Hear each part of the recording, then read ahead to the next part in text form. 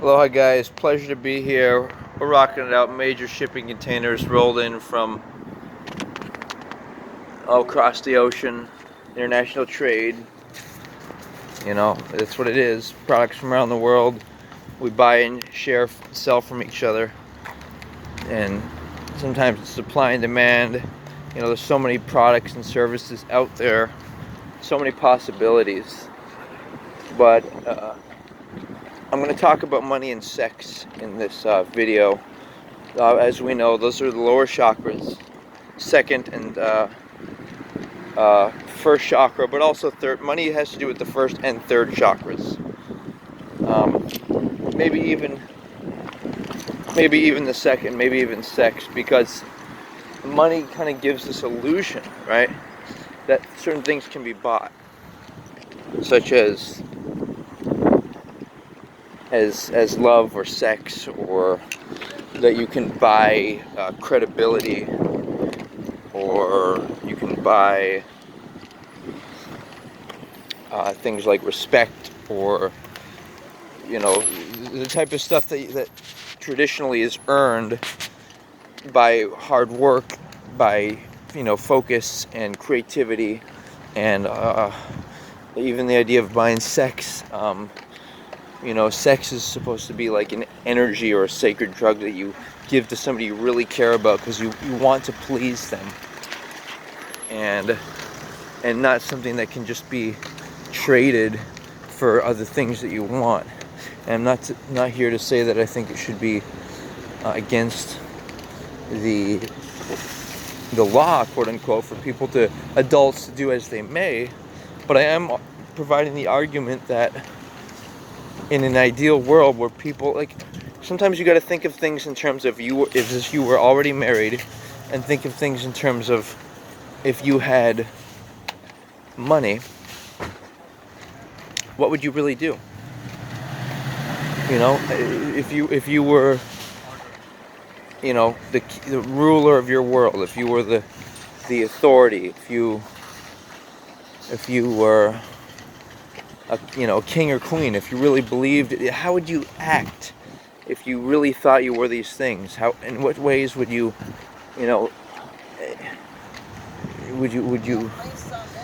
do things? And my position is that on the basis of dreams, and if it was an ideal world, people would actually be interested in the idea of marriage.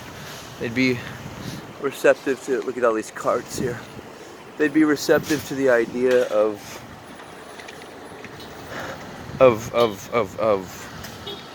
respecting others. The irony or paradox being that you don't try to seduce or manipulate or take money or somebody's body from some people that you respect, right? And so I see things from a perspective of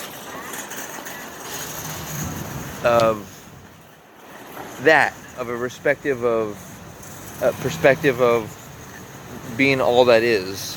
How can I envy other people? In fact, you'd think that the ego makes you think that the principal factor of love is lust, but it's not. The principal factor of love, can and should be in part due to physical attraction. You don't want to.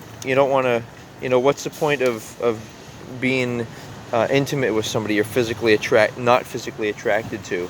In fact, I would argue that why would you, especially these older guys in particular, trying to be with these younger women, would you want to be with an older woman?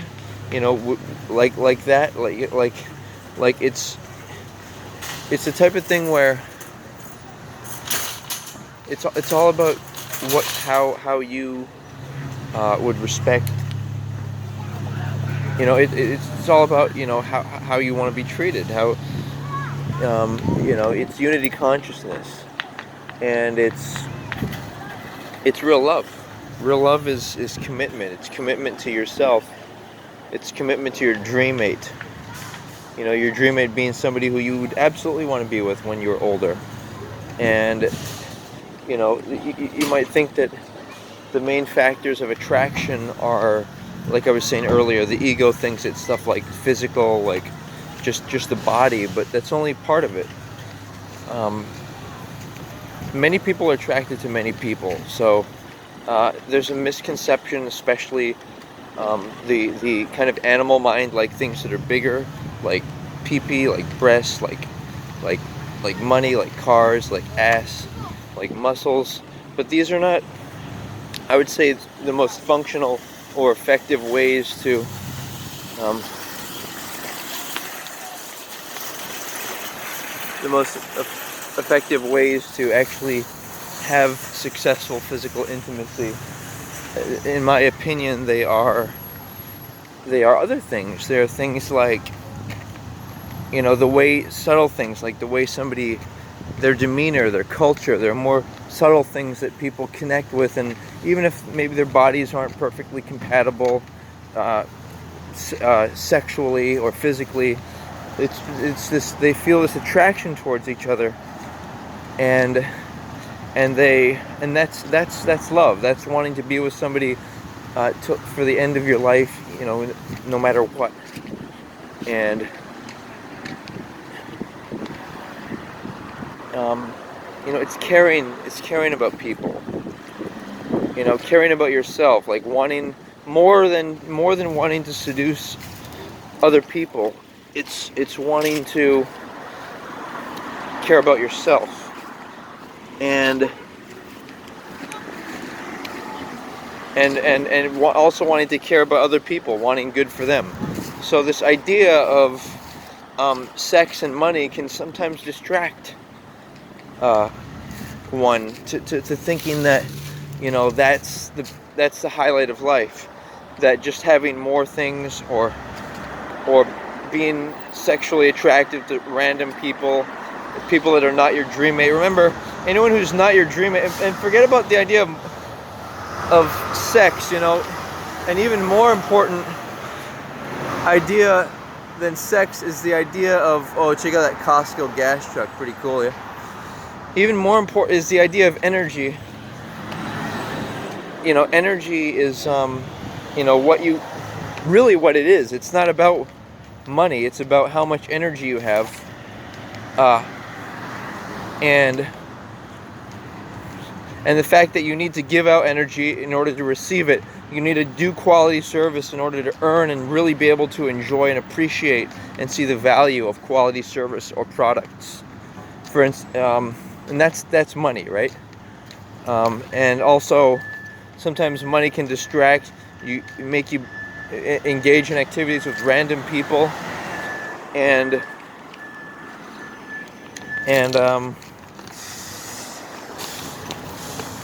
you buy random things instead of slowly earning money the hard way. And then maybe in the future, if say for example, your family is wealthy.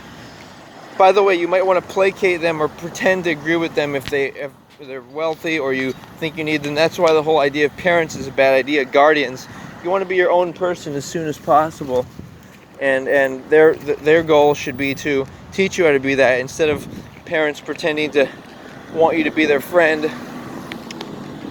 just because they're lonely themselves. That's greedy. You want to teach somebody to be independent. All these people who are manipulative and all of that, like wanting somebody to be their child, their son, submissive to them, and all this crazy stuff. The reason for it, okay. The irony is that it's actually better to have people who are strong and equal compared to you around you. It's like when guys say, "Oh, I want this woman to be my bitch," or whatever, like submissive, whatever. It's actually better to have people who are equal to and you can respect around you. That's why I think it's better to be friends or dream team, like spiritual equals, brothers or sisters, with people you previously referred to as guardian, parent, mother, father, etc. So that I think I really well covered the money dynamic there. As far as sex goes, It's based upon observation. It seems like a certain amount of women um, have a certain size vagina. Obviously, men same. And as far as compatibility goes, um, it's worth looking up on the internet and exploring a little. But if I could create just a, if I create just a synopsis of it, I would say that it's more important than um, it, number one is functionality and health. Like even if you have a less attractive body or what do you call sex organs, it's important that you want to perform oral pleasure on each other. It's not about size. It's about physical beauty or attractive appearance. And also, like me, for example, I prefer women with a flatter chest because I think it's more functional and it leads to more enjoyable sexual intimacy, and also it's good for exercise, to not have so much weight on you. And the same goes for PP or VV. I think there's a misperception by man haters that's put out there that, oh, you've got to have a big PP, but that's the equivalent of saying that women have big VVs, quote unquote. And my take on it is that it's better to be medium sized, and to talk about this with someone that you're seriously interested in, as far as a dream mate. Talk about it and ask, express to them, your thoughts, and is it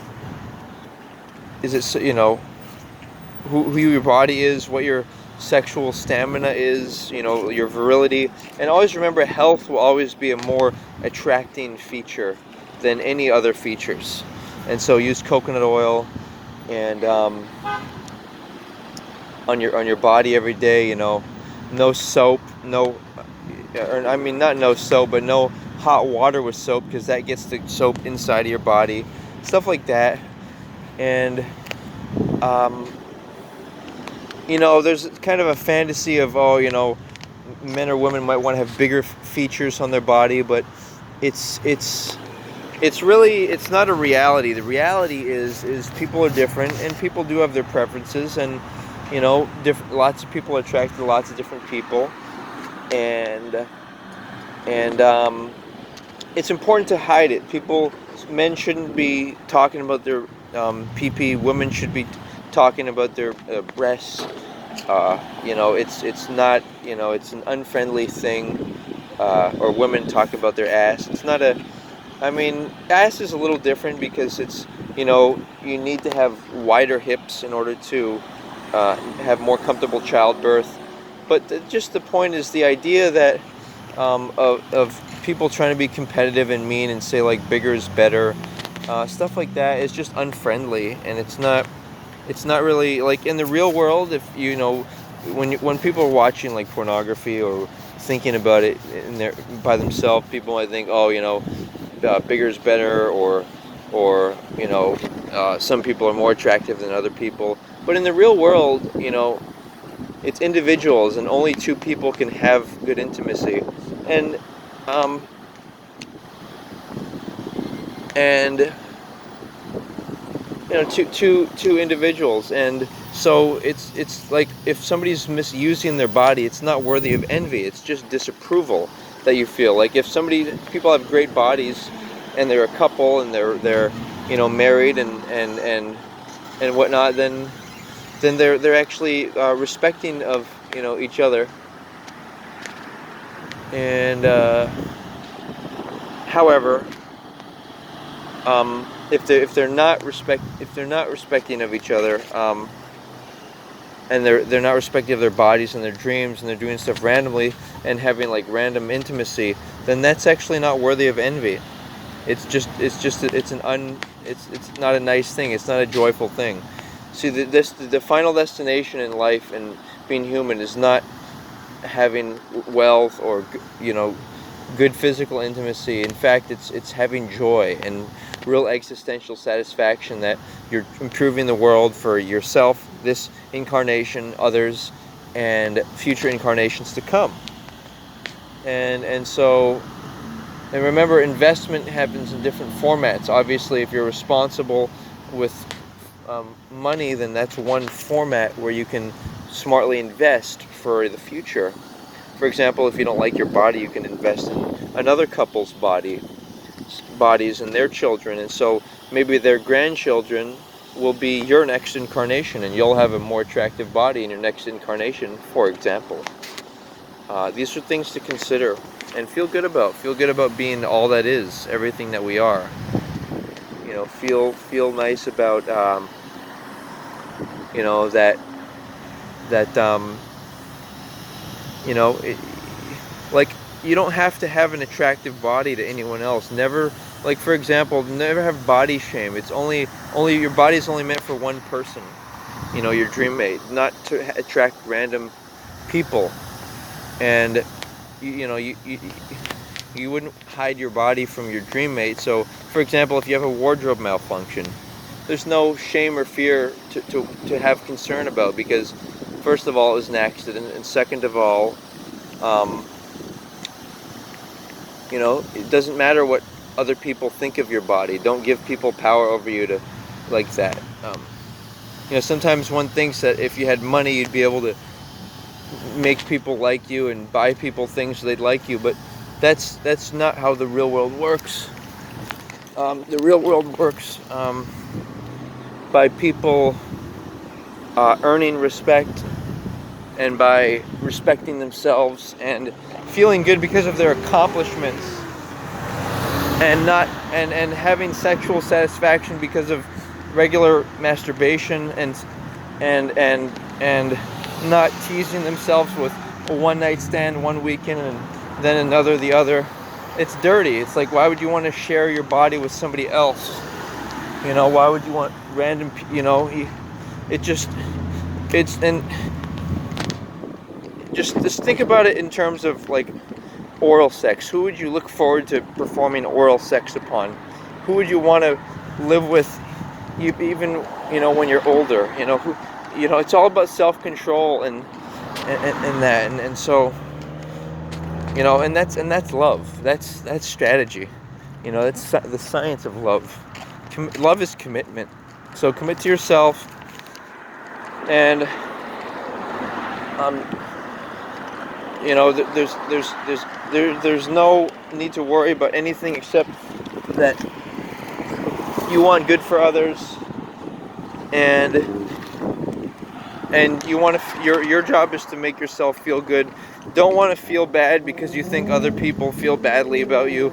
Don't want to feel bad because you know you feel pity upon or empathy before people. It's not useful. It's only useful to feel good and use that energy to be constructive and improve the world.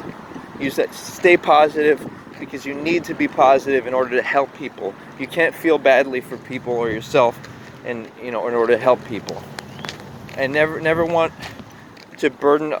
Never hope that others will make you feel better, apologize to you, be nice to you, and don't depend on money to do all this stuff. Money can distract you with restaurants and vacations and shopping and whatever, cars, whatever, but that's not the substance of life, and that's not what's going to make you define yourself and feel like you have a legacy and that you have an identity and that you are an individual who has specific interests. And of course those interests may be in, maybe you're a tour guide, or maybe you're a car mechanic, or maybe you're like an entertainer. So there you know, there are gray areas where sometimes money gets mixed into, you know, maybe you're a financial advisor, maybe money gets mixed into the mix. But it's not about doing things for money. It's about doing things because you think it's important, and then associated money comes in.